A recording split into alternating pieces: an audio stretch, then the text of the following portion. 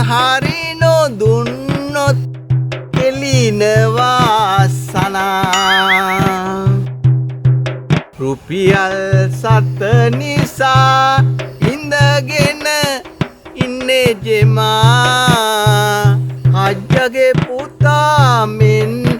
ගල්ලන් බුට්ටා මෙමා අනේ නෝන මහත්තුරනේ රුපියල් 100ක් 200ක් 300ක් දෙන්න මේ හුරු බූටි ගන්නට මහතුනේ අද දින වෙන්න සමා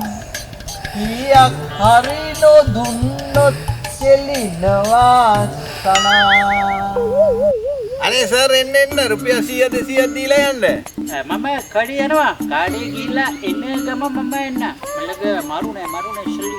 මම මාරු කරලා දෙන්නම් ඕක මාරු කරලා මොනවද ඕක එන්න මාරු සල්ලි තියෙනවා එන්න මාත්‍යා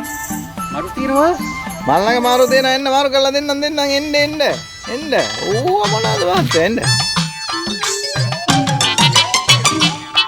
ඕක මාරු කරලා දෙන්න සර් මේක අරන් මාඩු විද දෙන්නේ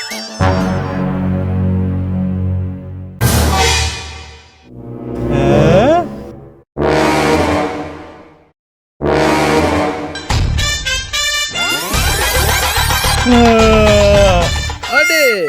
සර් අඩේ මොනවද අප්පා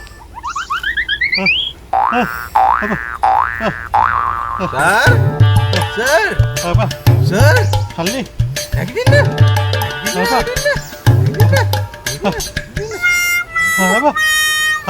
ඇයි සර් කෑවේ නෑ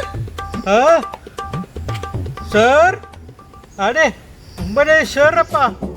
මමනේ හිඟන්නා